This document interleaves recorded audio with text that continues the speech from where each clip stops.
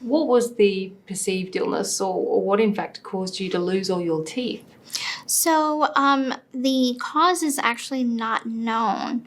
All that I know from the medical records is that my mother told them that my teeth were very fragile and were crumbling, and so they decided to extract. So the dentist extracted several of my teeth, capped other teeth in chrome caps, and that's what happened to my teeth. So it's mysterious why doctors and dentists would remove healthy teeth. So I'm not really sure. Hey guys, I actually found this cool site that has detailed like all things Gypsy Rose Blanchard. Apparently, whoever runs this site has watched every interview that Gypsy Rose Blanchard has ever participated in. They've watched all her, her documentaries, and they have basically compiled everything that she has said that's contradicted something that she has said on a previous documentary. Basically, what this video is going to be about is her illnesses. We're going to go over her illnesses, what she needed, and how pretty much like her mom Dee Dee was not ABUSING her, but she was like taking care of her and attending to her medical needs because Gypsy Rose Blanchard had a lot of medical needs, especially as a young child, due to her microdeletion.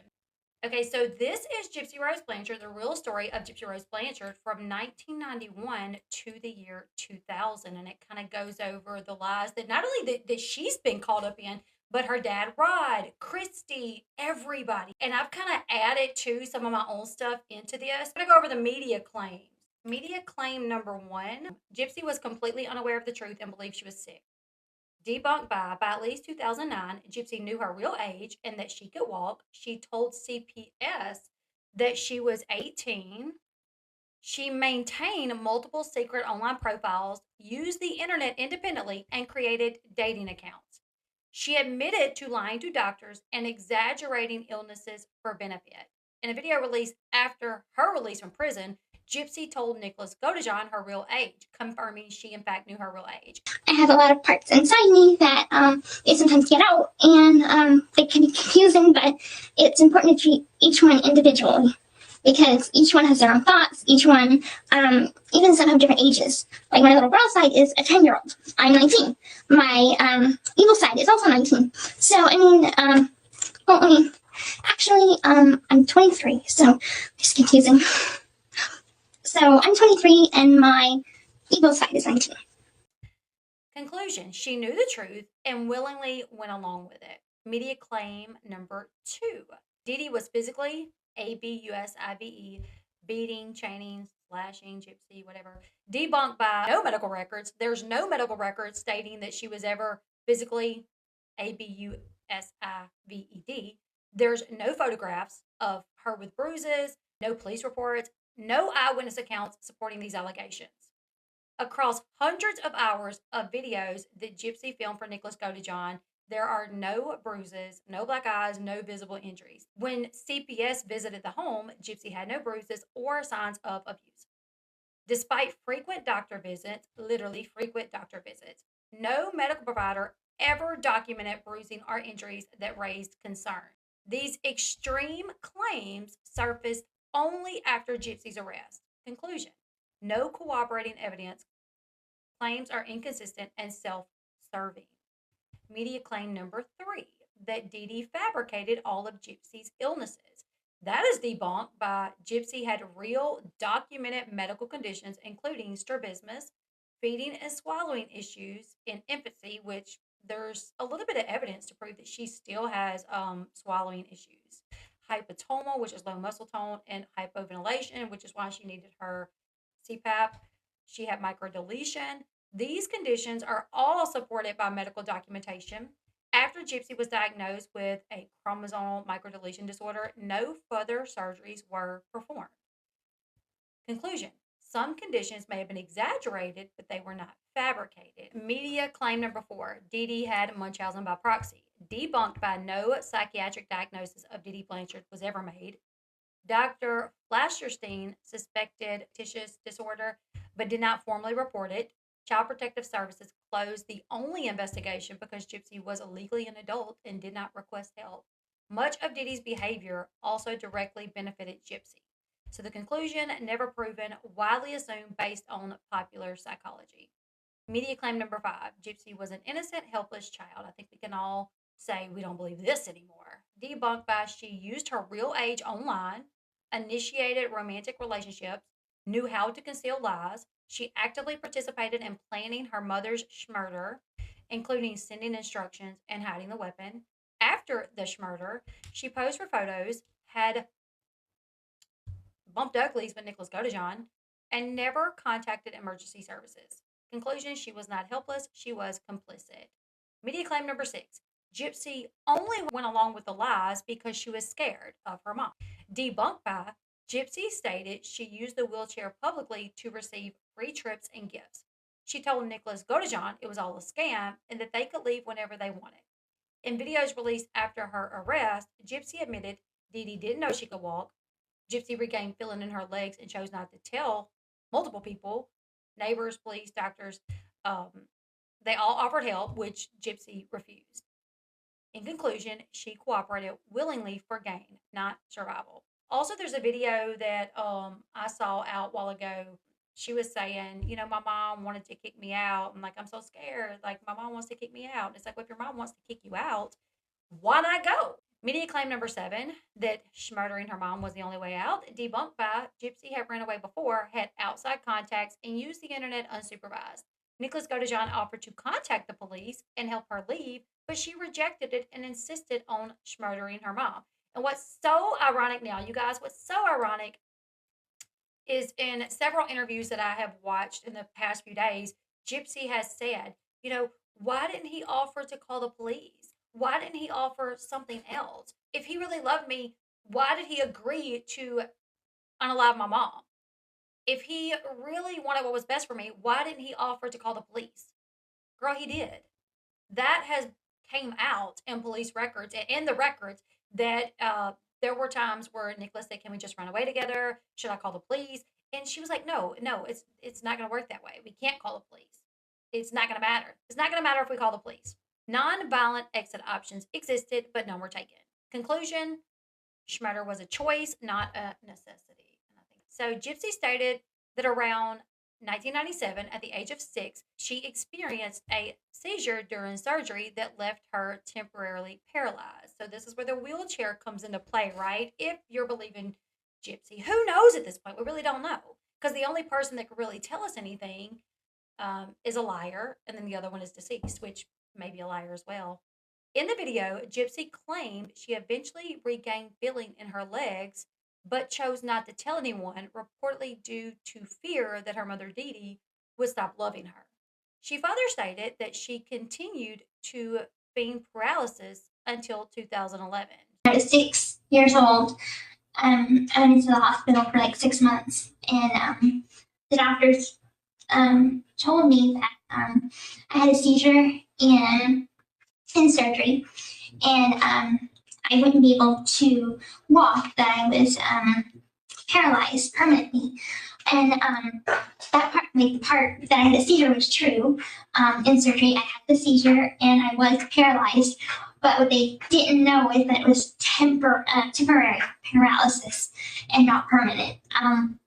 And by the time I started to get my feeling back in my legs, and I hadn't tried to walk then, but I was too young and I just kept to myself. And throughout the years, I tried to tell my mom a few times. I guess I was just afraid of her not loving me as much as she does if I couldn't walk. I didn't want to make her sad or lose any love from her. I guess that's the reason why I kept it a secret from her. So you're the only person that knows besides me and that one other guy, which he's not in my life anymore, and we're not even friends anymore, so he doesn't. So right now, you're the only person that knows.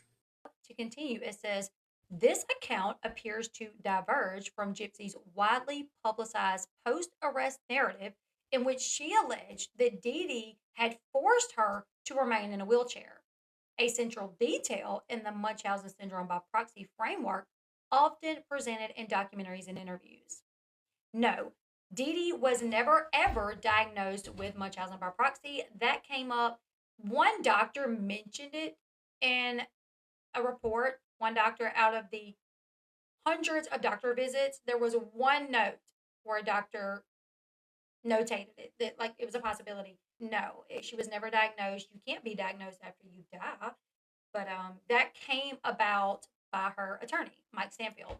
At first glance, this claim may appear unlikely. However, it raises a key question. Why would Gypsy, who has consistently framed herself as a victim of medical abuse, tell Nicholas Godejohn that she chose to pretend she was paralyzed, rather than assert that Dee Dee forced her into a wheelchair, as she has claimed in numerous interviews since her arrest?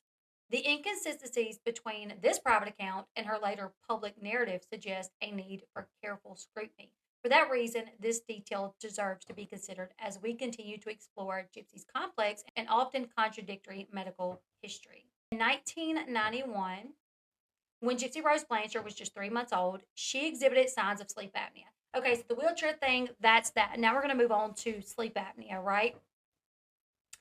It is a serious condition that caused her to stop breathing and experience seizures during her sleep. In response, Dee Dee, acting in accordance with what any responsible parent would do, raised her concerns with medical professionals.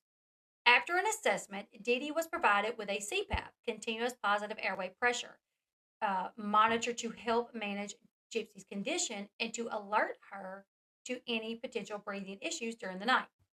Sleep apnea would remain a documented issue for Gypsy for years to come. All right, so here is a copy of one of her medical records.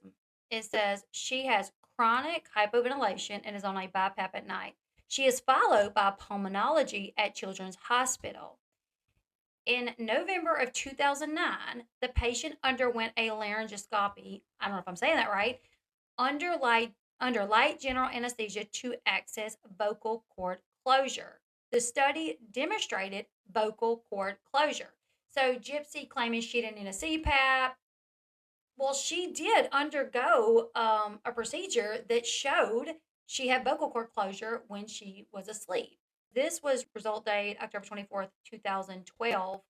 And this is just one of her many doctor's appointments where they notate she is followed by pulmonology at the Children's Hospital. In November 2009, she underwent this.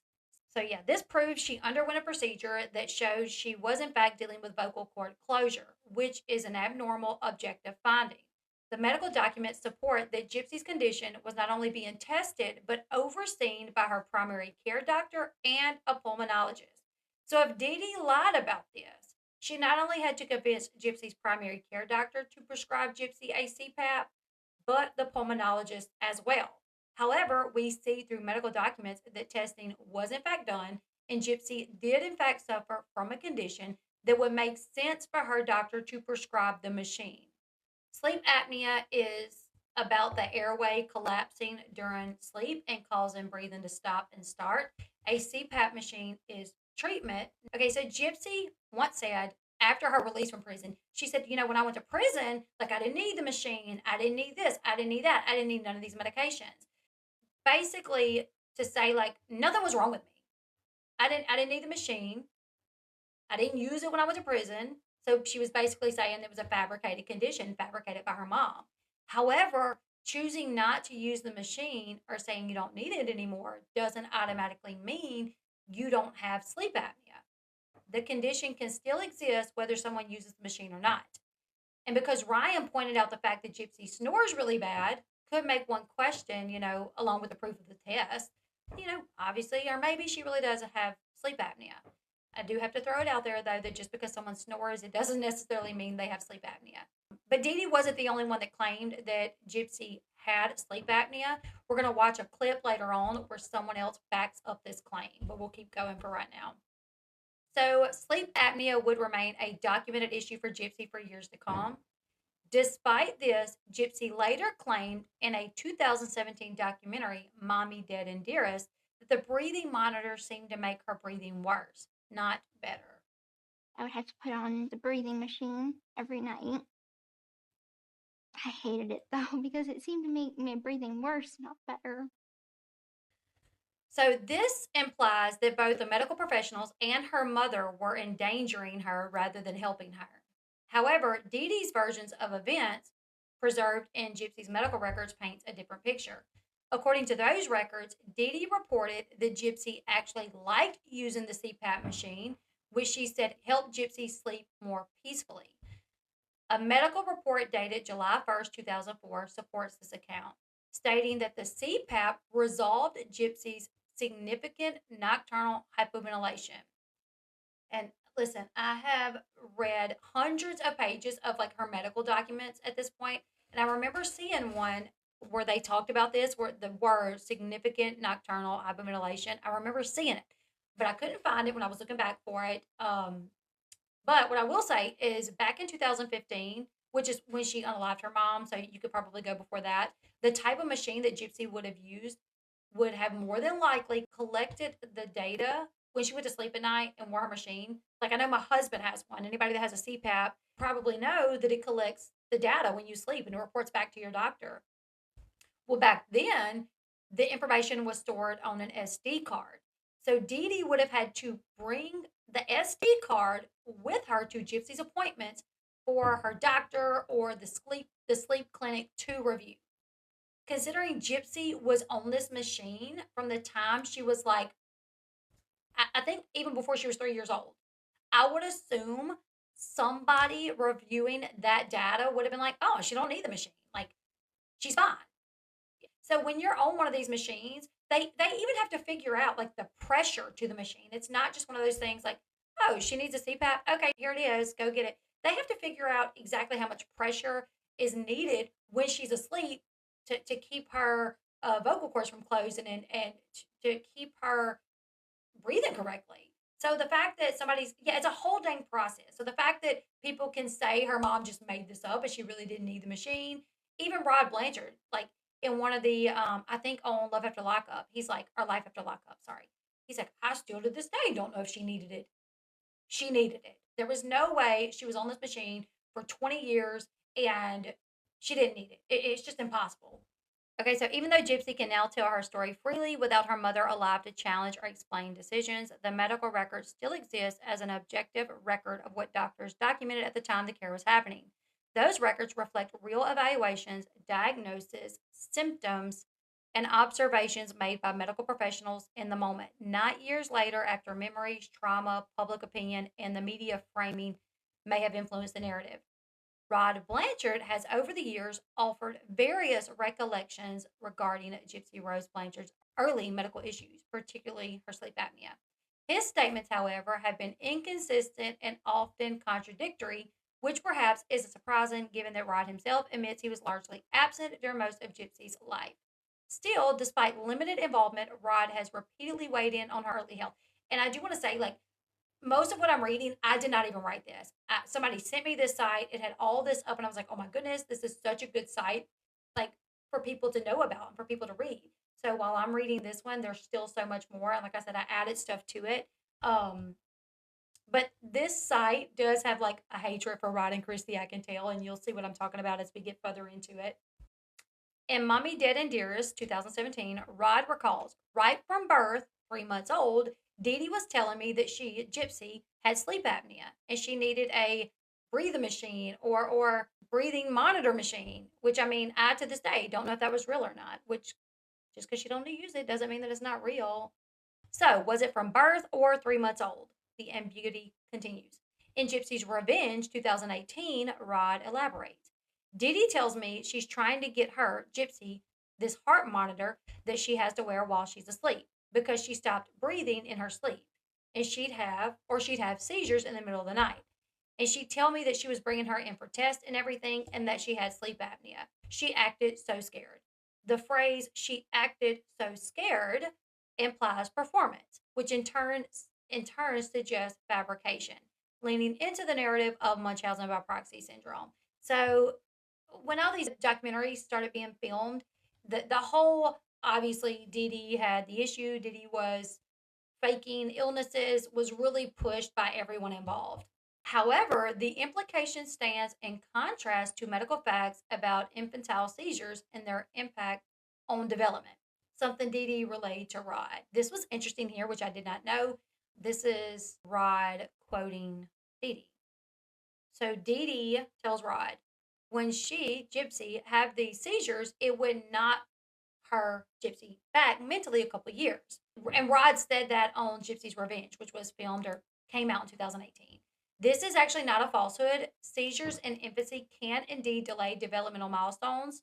How febrile seizures can affect the development of a young child. So Dee Dee even telling Rod, like, hey, look, every time she has a seizure, like it could potentially knock her back a few years every time she has one of these seizures, right? That is actually true.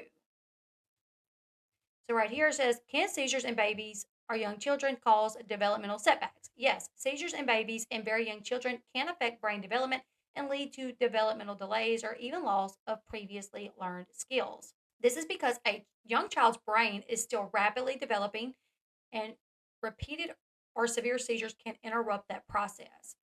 Possible effects include slow cognitive, speech, or motor development, developmental regression, loss of skills already learned, appearing months or even years behind peers in some cases. So this could have been accurate as well.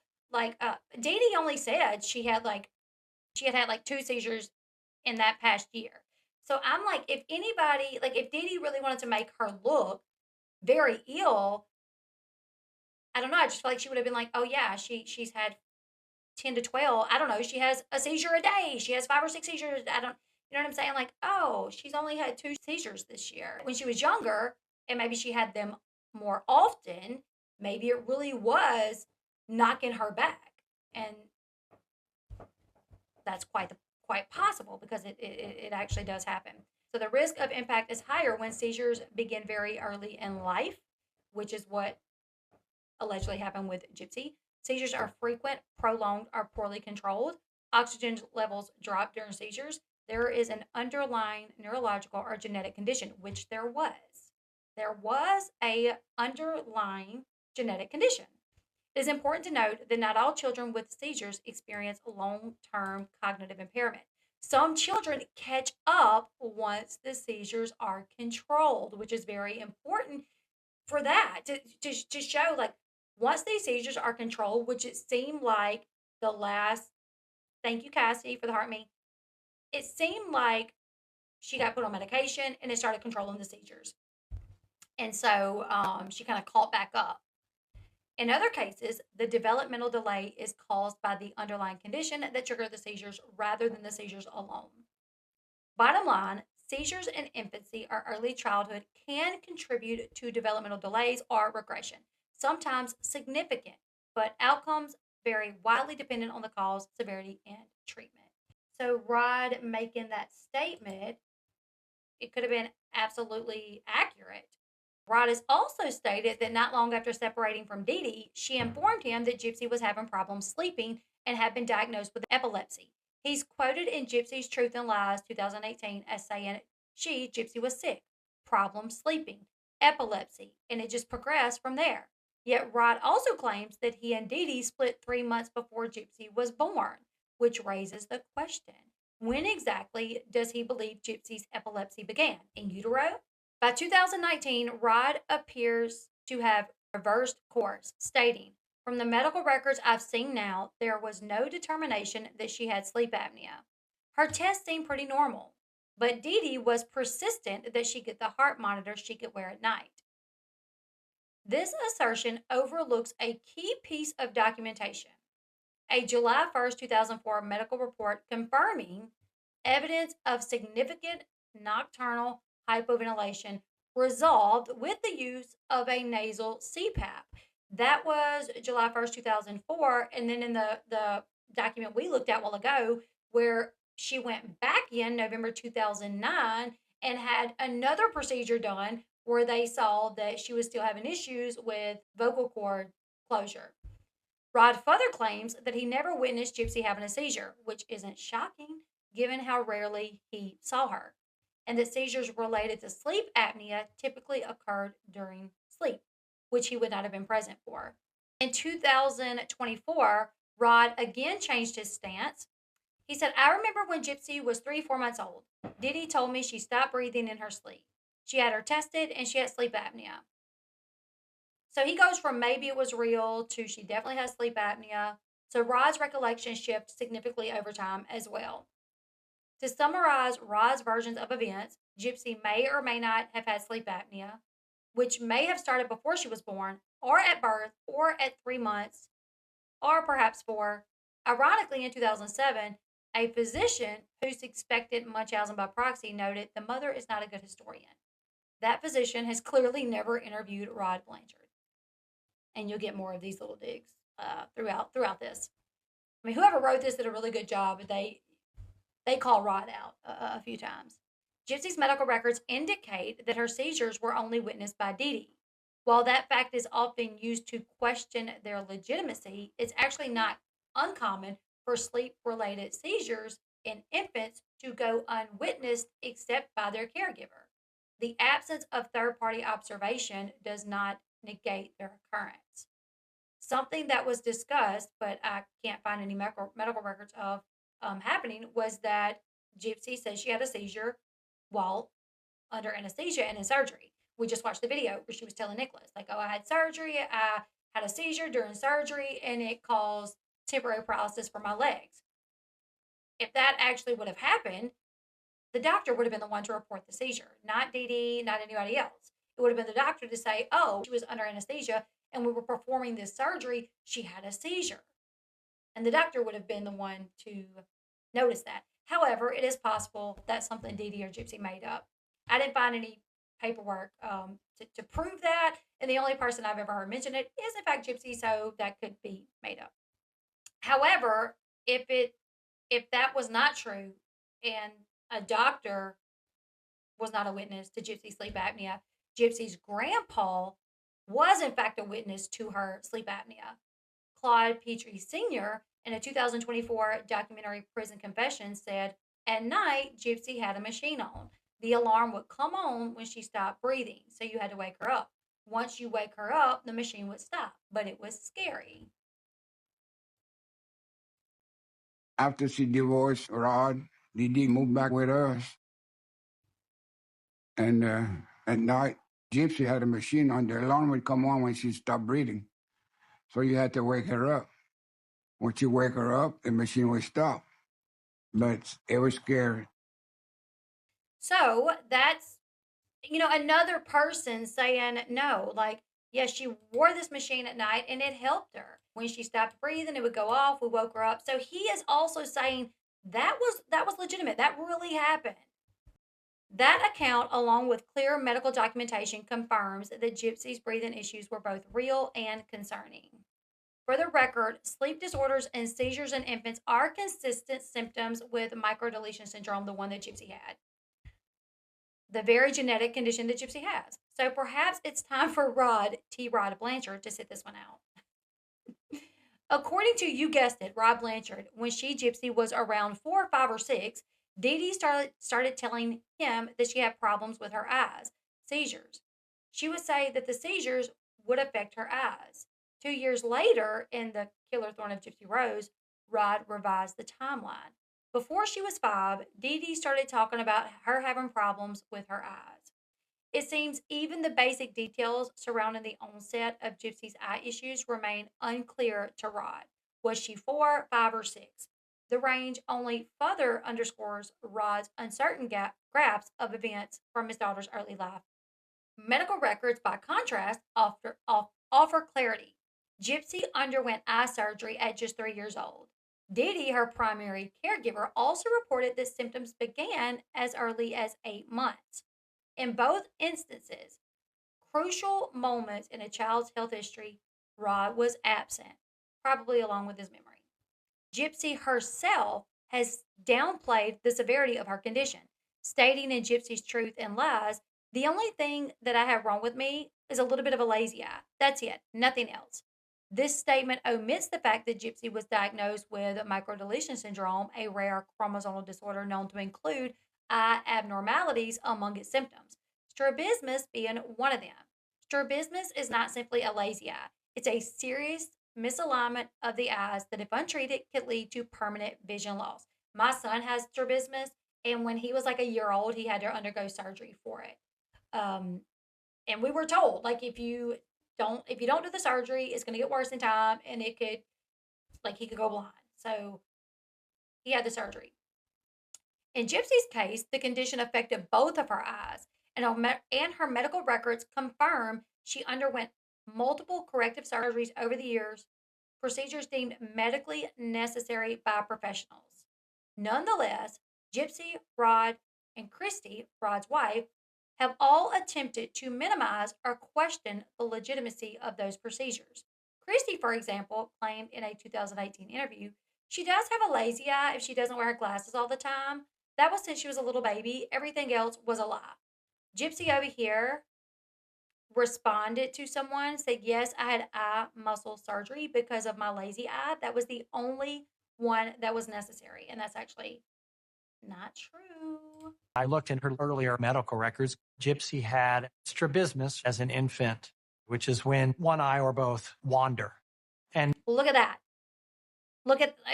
If you look at pictures from Gypsy when she was a baby, she was cross-eyed, essentially. Over time, you go blind.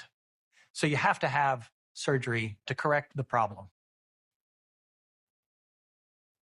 Gypsy had multiple eye surgeries, okay? But here's proof that Gypsy still suffers from some eye issues.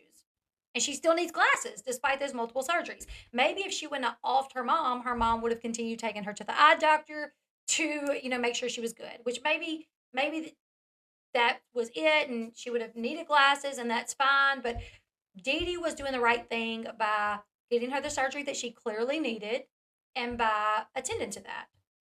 So this is Chillicothe. This is where I've been living this whole time. Yeah. This is after she got out of prison. Oh, I love them glasses. I know they are adorable. Yeah. I can see a little better though. How was it being in the room by yourself? She said, I can see a little better now after she put her glasses on. What's so ironic about this moment, you guys, is that this was the morning after she got out of prison, right? She got out of prison, Ryan picked her up, they went to the hotel. The next day, they were driving to Kansas to go meet her family, and she put on those glasses. What's so crazy is I have watched the rest of Life After Lockup, and I don't see Gypsy put on glasses at all. It's almost as if she purposely does not put on glasses when she's filming or when she is going to be posting herself online, so she can kind of continue with the even my eyes aren't that bad. The only thing that was needed was eye surgery, and it's not even that bad. And 200 plus pages of medical records released in early 2023 by the Good Wives Network not only document Gypsy's strabismus diagnosis, but also the surgical interventions that help preserve her vision. These are the same records Rod and Christy claim to have read after the fact. It's worth highlighting that Dee Dee Blanchard, despite the posthumous allegations, was the parent who ensured Gypsy received appropriate treatment for this serious condition. Rod, by his own admission, did not attend a single medical appointment or surgery over the course of Gypsy's childhood. Yet post-tragedy, he and Christy Blanchard were all over Gypsy's medical records like a nasty inflamed rash. I'm telling y'all, whoever wrote this, I love it. But they don't like Rod. Thank you, SN, for the heart me. Thank you guys for the gifts. I do appreciate you guys. Yeah, they don't put in a feeding tube for no reason either, exactly. So Gypsy had a prominent lazy eye during her childhood. She had eye surgery to correct her lazy eye. She also had to wear glasses to help her eye and her vision. Many have noticed her strabismus has worsened since her parole ended, probably because she don't want to wear glasses because it might prove just how bad her eyesight was. Gypsy's own account of her earliest medical memories are inconsistent. In Mommy, Dead, and Dearest, she recalls her first memory as having her feeding tube inserted. That's so wild because I was literally just watching Life After Lockup, a clip from, and she said they told her, when you were 1 year old, you had surgery to your eyes. That was your first surgery. And she was like, what? I didn't know that. But right here, this is, however, during her Dr. Phil interview the same year, she recalls, my first memory would be in the hospital. And I remember having a surgery done to my eyes. I think it was the very first episode of Life After Lockup where she was still in prison and they were getting ready for her to go before the board. She was on the phone and she was on the phone being interviewed, and they're like, we found your medical records, and when you were like a year old, you had an eye surgery. And she's like, I didn't even know that. But on Dr. Phil, she says that was her first memory, was having her eye surgery. Both memories may be valid or they may not. What they highlight is the fragmented, conflicting narrative that continues to surround Gypsy's medical history. Dr. Robert Steele, who became Gypsy's primary care physician when she was already 14, is often mistakenly referred to as her childhood doctor. In the prison confessions of Gypsy Rose Blanchard, Dr. Steele theorizes that Dee Dee's alleged Munchausen syndrome by proxy may have originated around the time Gypsy's eye diagnosis, implying that Dee Dee received emotional gratification from medical attention. So Dr. Steele says, like, oh, well, she had the eye surgery because she has strabismus, and Dee Dee got a lot of attention from it, and that's what jump started this need, of her making her daughter ill so she could get attention. The foundation of that theory, that Dee Dee sought unnecessary procedures, is undermined by the reality that strabismus is a medically recognized treatable condition, as Dr. Steele himself acknowledged. From having a child that could have gone blind, he literally said she could have gone blind. Gypsy had it in both eyes, so if there was not medical intervention, which Dee Dee made sure happened, she could have went blind. That fact alone suggests Dee Dee acted appropriately, not manipulatively, when she sought treatment for her daughter. Then there's Gypsy's former attorney and current manager, what? Not Bree? Anyways, Mike Stanfield, who stated, I don't know why these procedures were done or how her mother was able to convince the doctors. Mind-boggling is the only way I can put her ability to manipulate people. This suggests that licensed physicians perform surgical procedures based solely on a mother's say-so, borders on the irresponsible. It grossly underestimates the rigor of medical protocols and the professionalism of clinicians. What's so crazy is Gypsy has been asked before, like, well, why don't you sue the doctors for malpractice? Christy actually sought out lawyers to sue these doctors, and no lawyer would touch the case. You want to know why? Because once you look at Gypsy's medical records, you see that her mom was really like trying to take care of her. That's what you're going to see. While, yes, Diddy, she really played into Gypsy being a sickly kid to make sure Gypsy could go to Disney and meet this celebrity. She did. She played into it. But Gypsy really was a sickly kid, and Dee Dee really was trying to figure out why and trying to, take care of her. The whole, when we went to the doctor, my mom told me to sit there and play with my Barbie and don't say anything. Well, I have read documents after document after document of the doctor notating, oh, she's talkative, she's happy, she's got an extensive vocabulary. But Gypsy claims she wasn't allowed to talk at these appointments. What's ironic is she says, I was told to sit there and not speak and play with my Barbie dolls. But then in one interview, she said, I wasn't even allowed to have Barbie dolls. So what? She literally contradicts all the time and gets caught up lying all the time. No eye surgeon performs multiple operations on a minor without clinical justification. Unless, of course, you're crafting a legal narrative to support a Munchausen syndrome by proxy defense. The bottom line, strabismus is a known symptom of microdeletion syndrome. Gypsy Rose had it, she was treated for it, and the treatment likely saved her from lifelong vision impairment, if not going blind. For anyone questioning whether those interventions were necessary or real, the evidence speaks for itself. Perhaps it's time for the revisionists to sit this one out. That'll be you, Bob, and you, Mike. Gypsy has often claimed her extensive dental problems were the result of long-term over-medication. In Gypsy's revenge, she said, the medications did affect my teeth. They started to deteriorate, and some of them needed to be extracted. In an earlier interview from 2017, Mother Knows Best, she pointed to Tegretol, an anticonvulsant prescribed for her seizures, as the primary culprit. However, this theory is flawed. Tegretol can cause dry mouth, which contributes to tooth decay, but its misuse in high doses can be lethal, not just damaging. If Dee Dee had been over administering it, as Gypsy alleges, the result would likely have been much more severe than dental deterioration. Moreover, records show that Gypsy's Tegretol prescription ended in 2005, by which time many of her teeth were still intact. What was the perceived illness, or what in fact caused you to lose all your teeth? So, the cause is actually not known.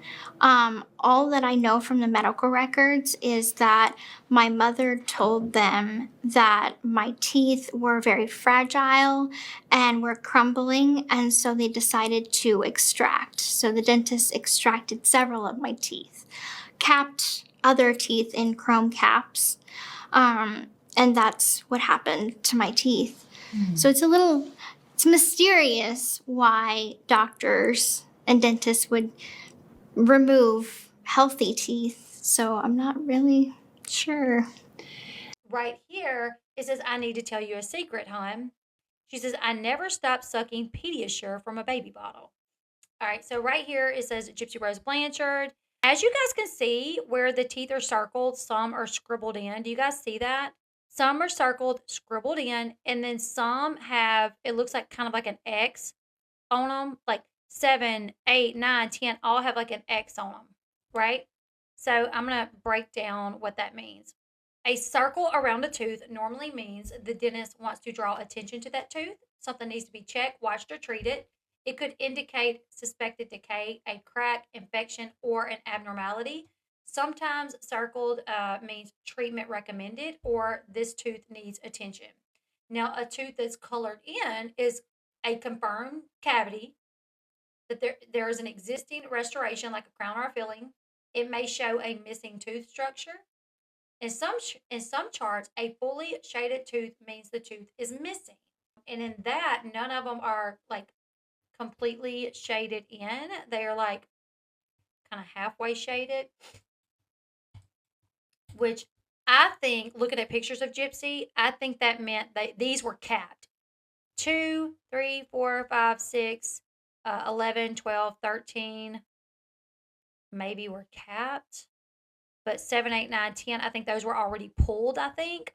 Down at the bottom, 31, 30, 29, 28. Those are circled, some colored in. 27, 26, 25, all those, I think they had already been pulled. Down here, it says hygiene, poor, mild gingivitis.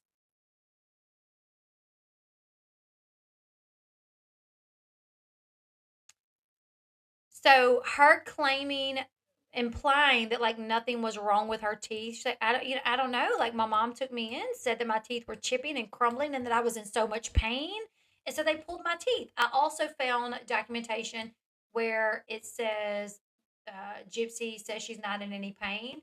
On like a couple of her dental records, it says she wasn't in any pain, and then in one paperwork, in one medical document, I found where it said Gypsy said she was having pain, I think on 16 to 16, which would be this one over here.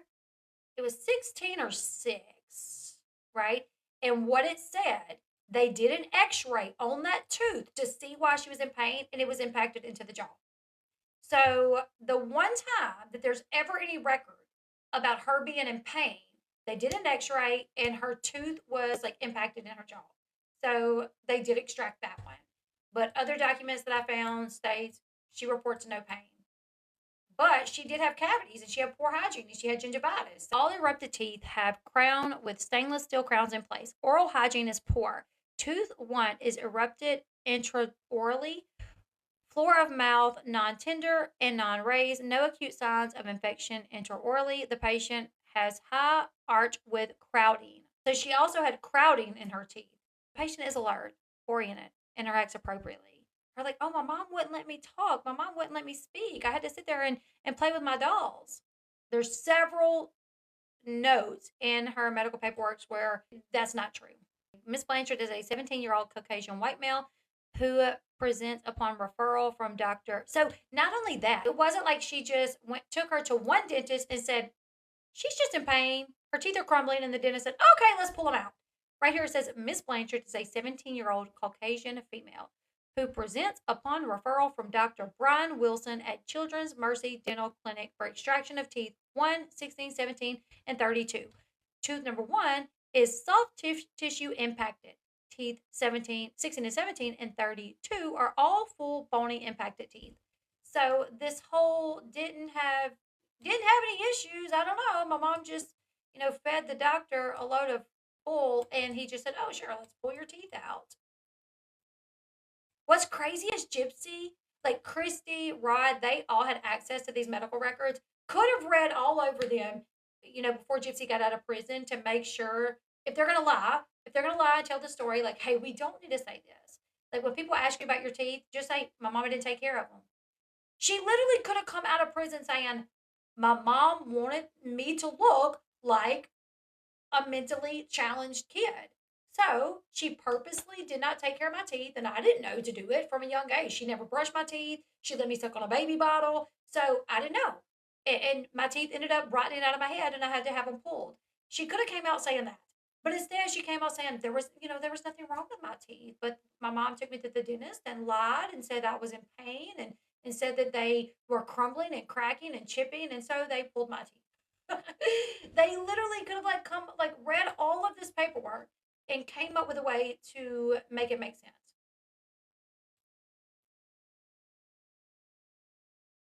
Medical history reviewed, it says yes, even though they claimed that all her medical history was lost in Hurricane Katrina. But here it says medical history reviewed, yes. I don't know how far back there, that claims to go. I'm not sure.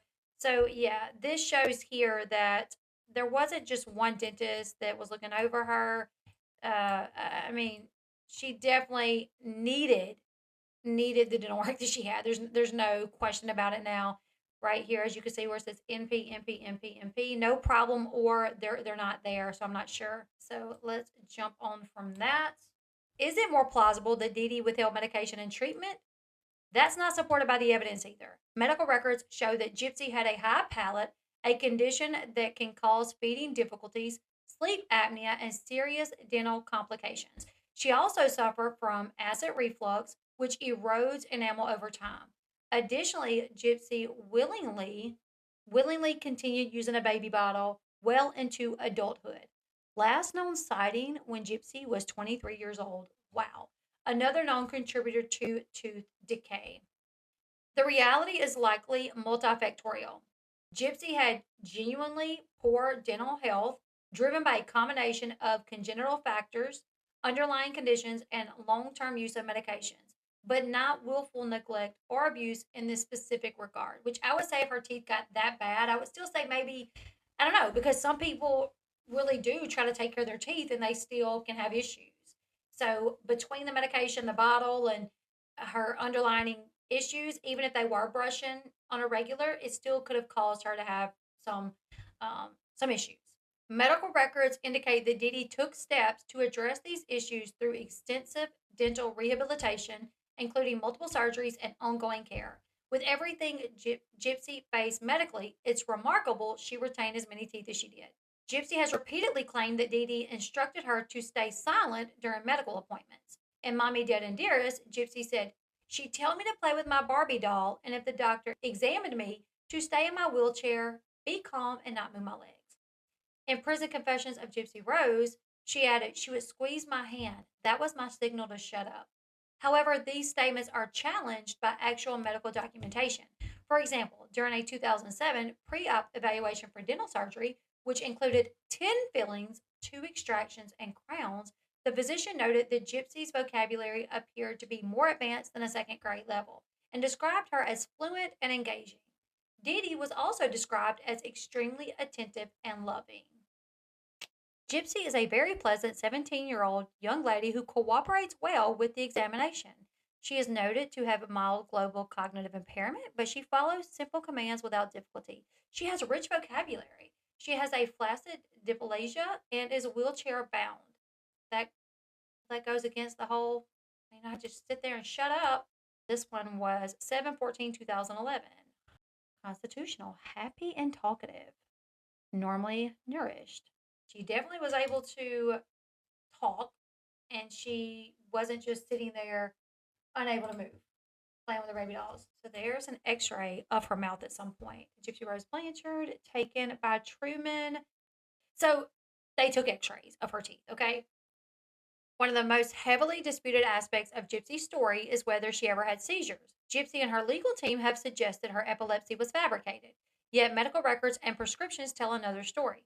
As late as May 29, 2013, just 2 years before Dee Dee's death, Gypsy attended a neurology follow-up where doctors chose to increase her doses of Keppra, a medication used specifically for managing epilepsy.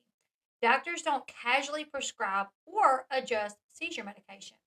They do so based on observable symptoms, testing, and evaluation. Further evidence comes from Gypsy herself. After her arrest in 2015, while in custody, she told a deputy she had to be transported to the hospital to receive medication for her seizure disorder. That disorder, which Gypsy now claims never existed, was still being referenced by Gypsy herself at the time of her arrest. And yet she now insists it was all an act. According to the Epilepsy Foundation, nearly 60% of individuals diagnosed with epilepsy become seizure-free with proper treatment. It's entirely plausible that Gypsy's condition improved, but less likely that it never existed. 23 years of consistent medical documentation with multiple specialists, not just one doctor, multiple doctors, follow-ups, and prescriptions are hard to write off as mere fiction. Since her release from prison in December 2023, Gypsy has undergone a cosmetic dental overhaul, replacing her silver crowns with porcelain veneers as part of a full smile makeover. Good for her. But it's worth remembering that Gypsy's growing platform is largely funded by public fascination with her mom's unaliving. In 2024, online sources estimated Gypsy's net worth at approximately $3 million. Gypsy publicly refuted this, claiming she had only $15,000 in her bank account. Bless her. $15,000 in the bank isn't bad for someone who has never done an actual day's work in her entire life. Yet by April 2025, she reportedly deposited $50,000 into her now ex-husband's account, an amount difficult to reconcile with her earlier claims of financial hardship. In short, Gypsy Rose Blanchard may not be as financially destitute or medically innocent as her public narrative suggests. Gypsy is so fearful of eating that we had to place a peg tube for nutritional purposes. So I'm going to go ahead and read all of it. This letter is to reply to your request for a summary statement on Gypsy Rose Blanchard regarding her application for disability benefits. Gypsy is a 9-year-old female who I've cared for since June 2000. Gypsy has a history of developmental delay, impaired vision and hearing, microcephaly, and seizure disorder, who has a history of gastroesophageal reflux disorder and severe feeding aversions. Gypsy is so fearful of eating that we had to place a PEG tube for nutritional purposes. Prior to the PEG placement, Gypsy had undergone extensive evaluation, and attempted treatment for her feeding aversions by the feeding team at Children's Hospital.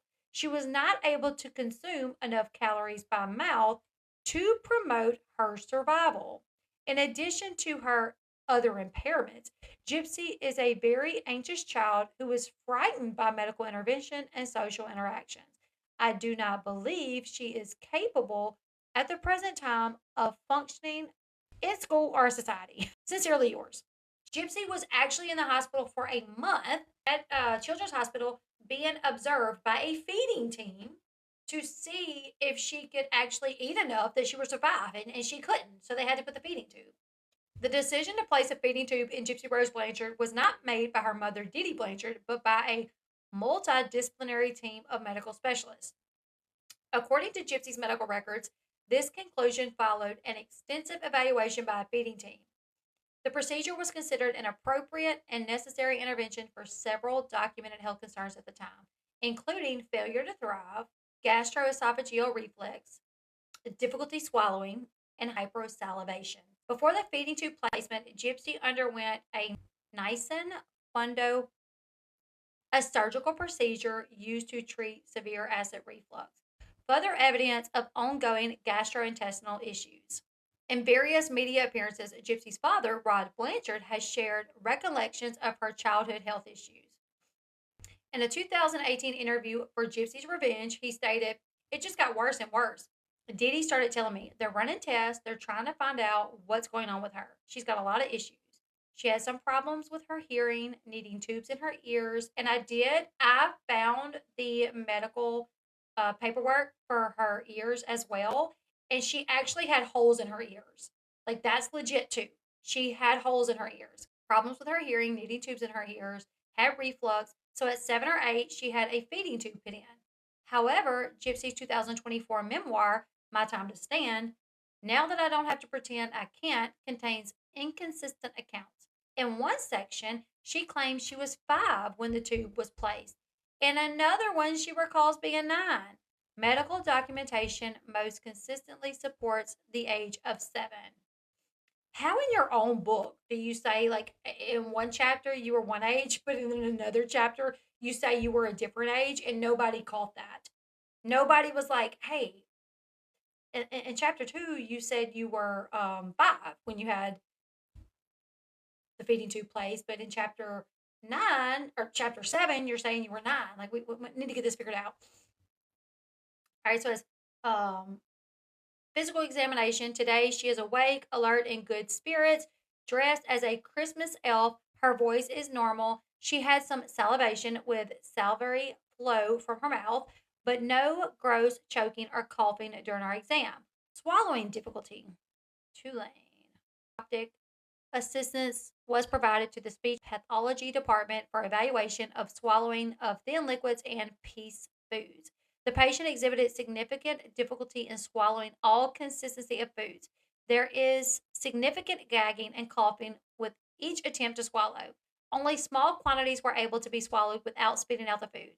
No evidence of aspiration or penetration was noted.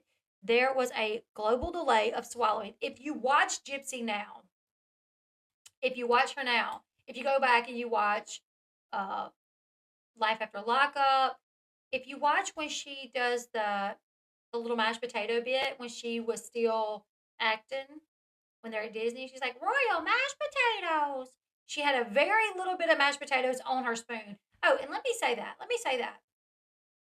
If Didi really wanted the world to think that Gypsy could not eat, that Gypsy was bound by this feeding tube and that she couldn't eat, why did she film her eating royal mashed potatoes? Why did she take pictures of her sitting in front of food? There's a picture of her on an airplane that Didi took where she's got her food in front of her. There's pictures of her at her birthday parties with cake in front of her. Why, if Didi, wanted to paint this picture that she could only use a feeding tube and she was bound by the feeding tube and that she couldn't eat at all, why did Didi herself take pictures of her eating and put it out there for the public to see? I think Didi thought what was proven by medical documentation, that she had difficulty swallowing, so much so that she could not get the nutrition that she needed to grow, like, effectively in the way that she needed to, right? So, under doctor recommendation, after being in the hospital for a month, being observed for a month and watched closely for a month by a feeding team, they said, "You're going to need a feeding tube. You can still eat a little bit, but you're not getting enough." And that's what happened.